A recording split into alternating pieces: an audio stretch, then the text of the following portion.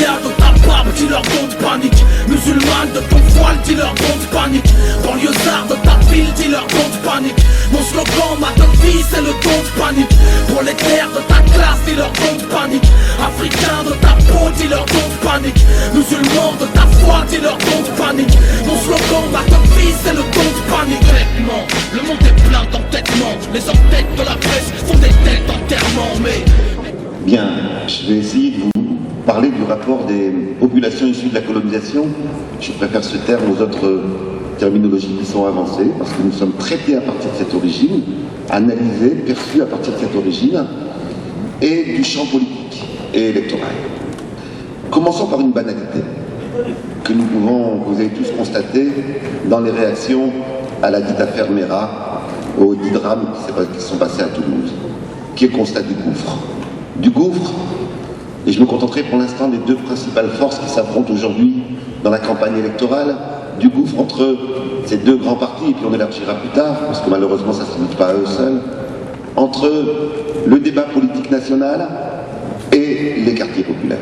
Il faut vraiment être coupé de la réalité des quartiers populaires, il faut vraiment être ignorant de ce que c'est que la vie quotidienne des habitants des quartiers populaires pour considérer que le jeune Mera puisse être un reflet des jeunes issus de la colonisation. Il faut vraiment être en découplage complet avec les difficultés quotidiennes, les restrictions, les contraintes, les misères économiques que vivent l'ensemble des habitants des quartiers populaires et plus particulièrement ceux qui sont issus de la colonisation pour considérer que l'expérience du jeune Mera serait simplement le résultat d'un virus extérieur qui serait introduit en France et non pas le résultat de ce qui est vécu au quotidien dans cette société. Autrement dit, contrairement à la construction idéologique et médiatique qui nous est faite, le jeune Mera est une production made in France. Pour bien saisir cela, et pour analyser le rapport des populations issues de la colonisation au champ politique, à la politique, aux politiques et au champ électoral, eh bien, à mon sens, il faut prendre trois dimensions, il faut prendre en compte trois dimensions. La première, c'est de bien saisir qu'il y a dans ce rapport, dans cette manière de percevoir le politique et la politique, le reflet des conditions matérielles, économiques et sociales d'existence. Secondo, lorsqu'on parle de rapport, il y a toujours deux acteurs. Il n'y a pas que la population issue de la colonisation qui a un rapport au champ politique, il y a le champ politique qui a un certain rapport aux populations issues de la colonisation, et il faudra donc regarder comment ce champ politique aborde les questions des quartiers populaires et plus particulièrement des populations issues de la colonisation. Et troisièmement, ce rapport est également construit dans une histoire. Nous ne sommes pas dans les quartiers populaires des orphelins d'histoire. Il y a une histoire d'expérimentation politique. Il y a une histoire d'instrumentalisation politique. Il y a une histoire de construction d'un rapport méfiant au champ politique et électoral, et il faut le prendre en compte, sinon on se contente de dire des généralités du café du commerce. Sur le premier point, regardons les caractéristiques sociales, économiques, mais également la traduction idéologique de ce contexte dans le discours dominant. Comme l'a dit notre ami de Bagnolet, à chaque fois que dans un quartier populaire, des jeunes mettent en avant leur expérience quotidienne, leur rapport à la police, l'islamophobie, on leur dit mais non, surtout à gauche, il y a une question sociale, parlons de la question sociale, c'est la question sociale qui est première. Eh bien parlons de la question sociale, comme si on pouvait la découpler du reste, comme si on pouvait découpler la question sociale de la manière dont on met en scène et en mots les habitants de ces quartiers populaires et les jeunes issus de la colonisation. Je voudrais la décrire en 4 processus. Premier processus, et je peux, dans le temps qui m'est imparti, qu'être bref, s'il y a des questions, on pourra approfondir dans le débat. Premier processus, un processus de paupérisation qui n'a cessé depuis 3 décennies. Et je peux vous assurer que lorsqu'on parle de questions sociales, eh bien, les populations issues de la colonisation sont les premières touchées. Une vieille mère de famille que j'ai interviewée, issue de l'immigration algérienne, quand je lui disais la paupérisation, elle me disait, mais tu sais, ça fait des années que beaucoup de familles ne mettent plus de bœuf dans le bouillon du couscous. C'est du poulet que l'on met, parce que c'est moins cher. Autrement dit, la question sociale, et c'est logique, bien entendu que la paupérisation touche tous les quartiers, mais de la place sociale et historique qu'a l'immigration, et bien naturellement, elle touche en premier lieu les personnes issues de l'immigration postcoloniale. Nous sommes, c'est le seul endroit d'ailleurs où nous sommes intégrés, Le mot intégration est du bluff, c'est un mythe, c'est une idéologie. Sauf sur un point, nous sommes surintégrés dans les statistiques du chômage. Nous sommes surintégrés dans les statistiques de seuil de pauvreté. Nous sommes surintégrés dans les statistiques de l'endettement. Tout simplement, pas parce que nous aurions un virus culturel qui nous empêche de gérer un budget, mais parce que le budget, quand on est issu de l'immigration, est plus bas qu'ailleurs. Second processus, le processus de précarisation, qui là aussi n'a cessé de grandir, et qui touche en particulier les nouvelles générations, de manière beaucoup plus forte. Et toutes les statistiques indiquent que lorsqu'on s'appelle Mohamed ou Mamadou, Fatima ou Aminata, eh bien on a plus de chances de se retrouver dans les emplois aidés, plus de chances de se retrouver dans les CDD, plus de chances de se retrouver dans l'intérim à répétition. Eh bien ce rapport à la précarité, ça constitue quoi? C'est l'impossibilité de se projeter, c'est l'impossibilité de construire l'avenir. Eh bien ça fait partie de l'expérience effectivement existentielle de tout jeune issu de la colonisation. Et troisième processus, les discriminations. Je voudrais juste donner un chiffre que je cite souvent parce que c'est un chiffre qui est officiel mais qui a été comme par hasard zappé. On l'a dit quand c'est sorti. C'est pas un rapport d'une étude de Saïd Bouamama, on pourrait dire, trop engagé. C'est pas un rapport d'un sociologue ou d'un économiste qu'on peut cataloguer d'engagé. C'est le rapport du Bureau international du travail. Alors on ne peut pas dire qu'il soit trop engagé. 4 employeurs sur 5, je dis bien 4 employeurs sur 5, discriminent en fonction de l'origine. Ça n'est pas 1 sur 10 ou 1 sur 100, c'est 4 sur 5. Voilà ce que c'est que le devenir adulte lorsqu'on s'appelle Mohamed ou Mamadou, Aminata ou Khadija. Eh bien, c'est ça l'expérience concrète. Et tout cela, quatrième processus, ça vient s'inscrire en plus, et vous verrez que ce n'est pas découplé de l'islamophobie, qui est un vrai choix idéologique aujourd'hui. Le quatrième processus, c'est l'expérience du déni quotidien, l'expérience de l'humiliation par des forces de police, l'expérience du contrôle à répétition. Autrement dit, cette pression qui est faite sur les jeunes issus de la colonisation construit un rapport au monde, construit un rapport à la quotidienneté, construit un rapport aux priorités, eh bien, qui tend à être différent d'autres catégories de la population. Le rapport à la police et à la justice est quelque chose d'essentiel, parce qu'il vient signifier à des jeunes français, nés français, tout simplement parce qu'ils sont d'une autre origine, parce que leurs parents sont d'une autre origine, ou tout simplement parce qu'ils ont une autre foi, il vient leur signifier qu'ils ne sont pas tout à fait français. Eh bien c'est ça l'expérience de devenir adulte de beaucoup de jeunes issus de la colonisation dans les quartiers populaires. Si nous rajoutons maintenant la dimension idéologique, eh bien je voudrais souligner quelques aspects qui viennent renforcer encore ce sentiment d'être à la périphérie de la République, de ne pas être tout à fait dans la République malgré les discours républicains qu'on entend beaucoup et républicanistes encore plus. Premier aspect, la tendance à ethniciser toutes les explications. Rappelez-vous 2005, rappelez-vous où on nous a expliqué que les émeutes de 2005, ces révoltes de jeunes qui n'en pouvaient plus, eh bien que ces révoltes étaient issues de la polygamie des parents. Rappelez-vous lorsqu'on nous a dit que c'était des manipulateurs intégristes qui étaient dans les quartiers à soulever ces quartiers populaires. Dès qu'il y a une question qui est posée à propos des populations issues de la colonisation, nous avons une explication de type ethniciste, de type culturaliste ou de type religieux. Secondo, on a également dans les discours idéologiques de plus en plus un discours d'allégeance, une injonction à l'allégeance, une injonction à la soumission. Les personnes sont soumises de se taire. Si elles parlent, elles sont perçues comme dangereuses. Les pressions qui ont été faites pour cette salle le soulignent encore une fois. Et ça ne vous rappelle rien?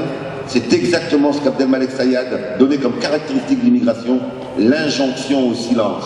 Un immigré dans l'histoire de cette société inégalitaire est quelqu'un qui se tait. Et c'est justement lorsque des personnes ont commencé à parler de leur situation qu'on a vu se développer l'islamophobie, qu'on a vu se développer tous les discours ethnicistes, etc. C'est la sortie du silence qui provoque cette réaction-là. Autre dimension idéologique, l'injonction à la déloyauté. Combien de fois voit-on dans les médias le bon Mohamed qui vient critiquer sa communauté, la bonne Fatima qui vient critiquer sa communauté? Cette mise en scène de la réussite au travers de la diabolisation de son origine, du fait de contribuer à salir sa communauté d'origine, est une mise en scène médiatique, politique, idéologique, qui a une fonction. Pourquoi je vous dis tout cela? Toute cette dimension idéologique, l'islamophobie galopante, vise à rendre invisibles tous les premiers aspects que je vous ai soulignés auparavant, une paupérisation, une précarisation massive, des inégalités illégitimes, des discriminations sans précédent, etc. La fonction idéologique justifie le traitement inégalitaire qui est porteur de très grands profits dans certains secteurs de l'économie de notre pays. Second aspect que je voulais aborder, la question du champ politique français et de son regard sur les populations de la colonisation. Eh bien, soulignons d'abord la désertion déjà ancienne des forces politiques des quartiers populaires.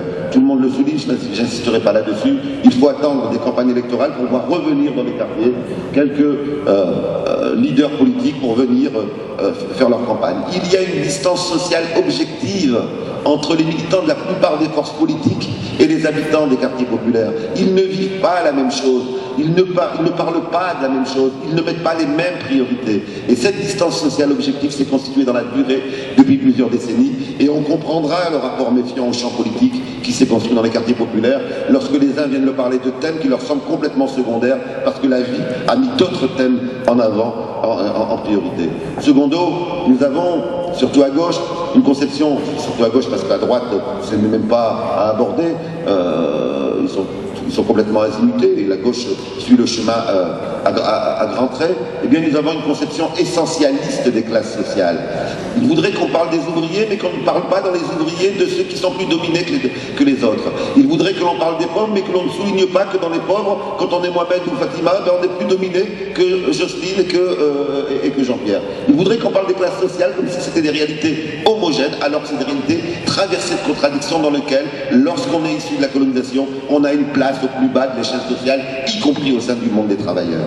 Troisième dimension, le discours paternaliste, fraternaliste, maternaliste, qu'ont un certain nombre de forces politiques vis-à-vis des habitants issus des quartiers populaires issus de la colonisation.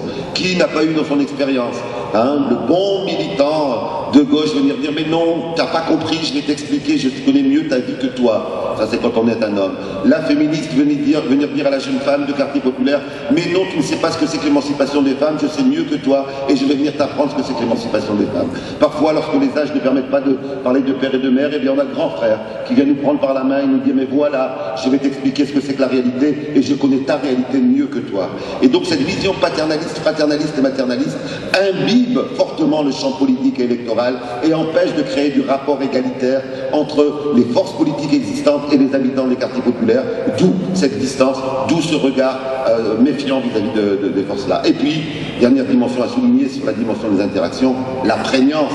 Et je vous demande de ne faire aucune concession là-dessus, quand bien même on y diaboliserait encore plus la prégnance du discours assimilationniste et intégrationniste. L'idée que nos difficultés ne sont pas liées aux inégalités, mais à une absence d'adaptation.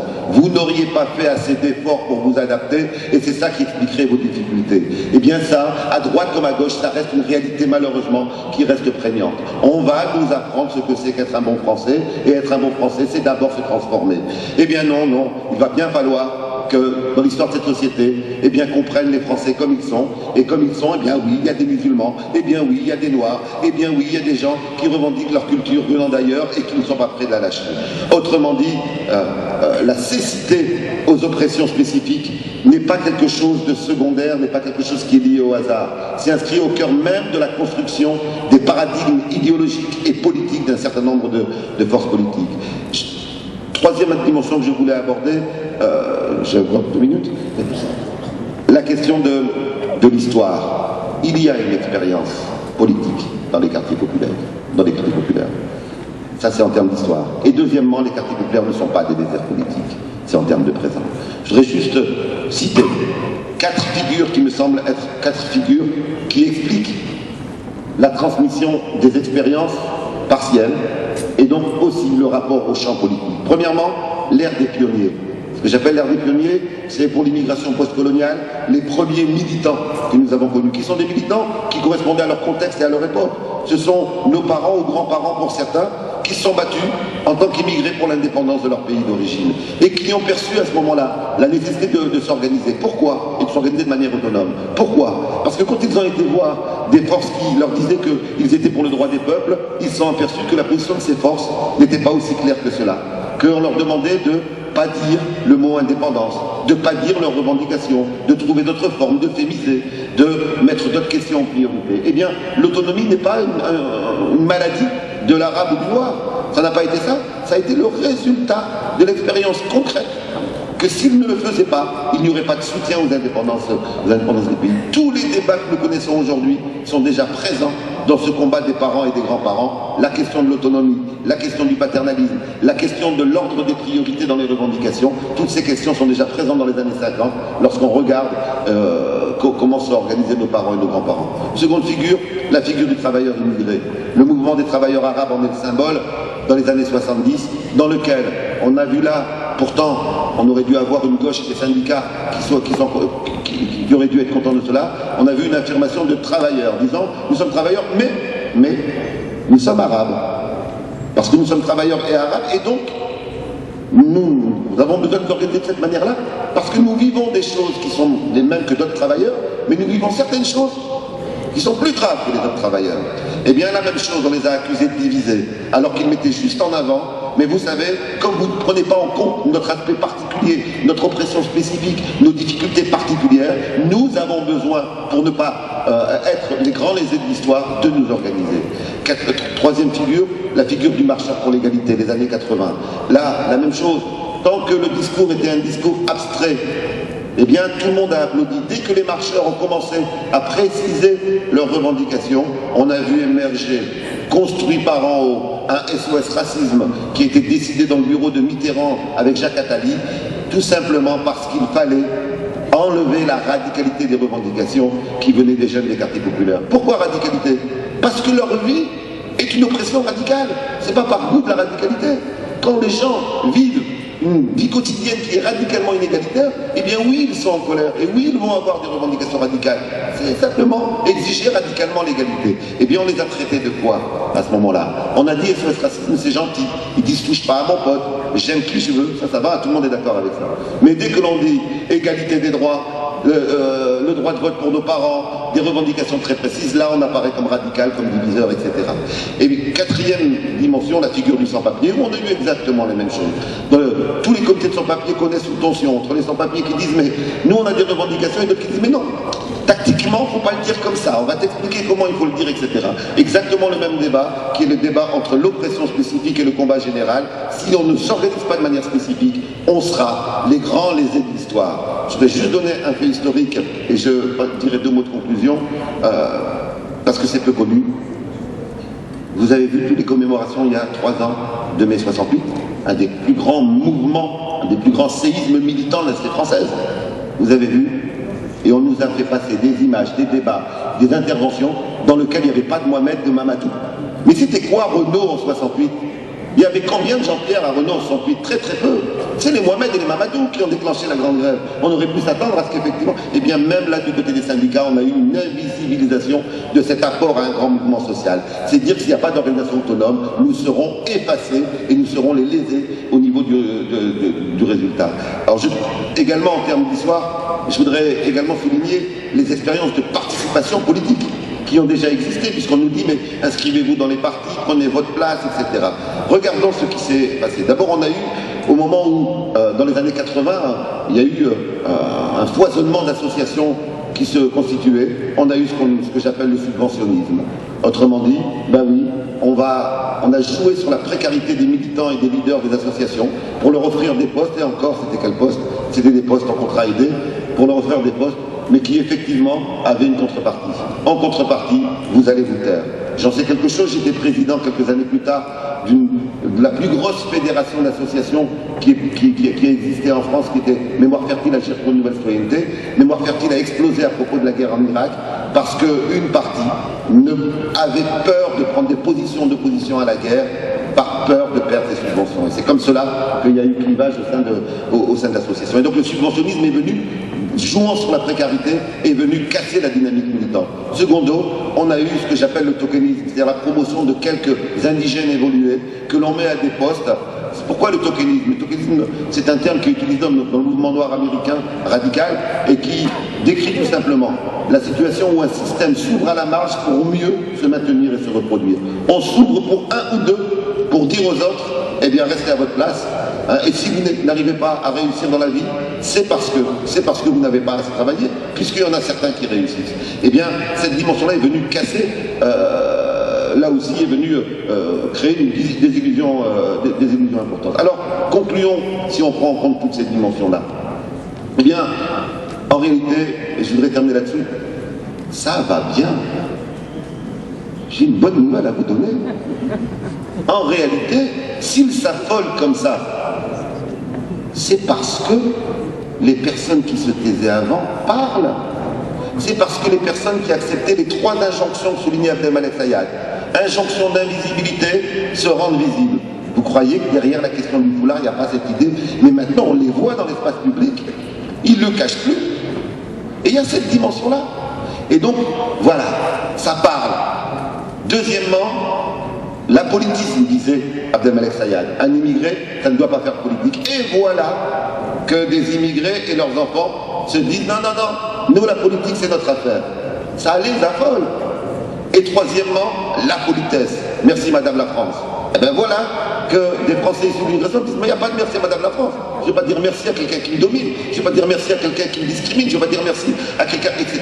Eh bien ces 3 dimensions-là, cette sortie, eh bien c'est une bonne nouvelle, non pas seulement pour les populations issues de la colonisation, c'est une bonne nouvelle pour la société française, parce que ça va contraindre, même si c'est dur, et c'est vrai que c'est dur et ça va être dur, ça contraint de poser les vraies questions de cette société, ça contraint de poser les verrous de la pensée, qui sont des verrous qui datent de beaucoup, et pour lesquels même les Français souffrent, les Français non issus de l'immigration souffrent également. Je suis sûr que les historiens du futur écriront dans l'histoire de France, l'arrivée d'une population d'immigration postcoloniale a permis des progrès civilisationnels en débloquant les verrous de la pensée. Merci.